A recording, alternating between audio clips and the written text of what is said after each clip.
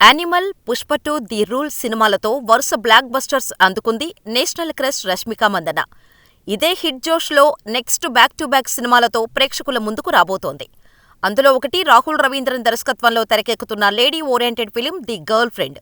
ప్రస్తుతం షూటింగ్లో శరవేగంగా జరుపుకుంటున్న ఈ మూవీ నుంచి టీజర్ను విడుదల చేశారు మేకర్స్.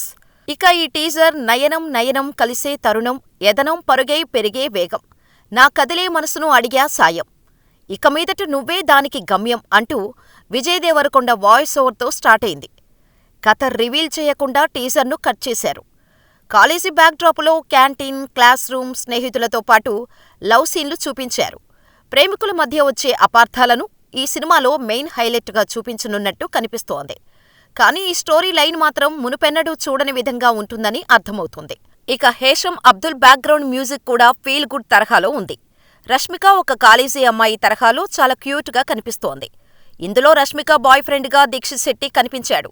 మొత్తంగా పుష్ప 2 ఈవెంటులో సుకుమార్ చెప్పినట్టుగా గర్ల్ ఫ్రెండ్ టీజర్ మాత్రం ఇంట్రెస్టింగ్ గానే ఉంది. టీజర్ ప్రకారం ఈ మూవీలో రష్మిక మందన ఛాలెంజింగ్ క్యారెక్టర్లో కనిపించబోతోందని చెప్పాలి. ఈ సినిమాను విద్యా కొప్పినేని, ధీరజ్ మొగిలినేని నిర్మిస్తుండగా అల్లు అరవింద్ ప్రెజెంటర్గా వ్యవహరిస్తున్నారు. మరి గర్ల్ ఫ్రెండ్ ఎలా ఉంటుందో చూడాలి.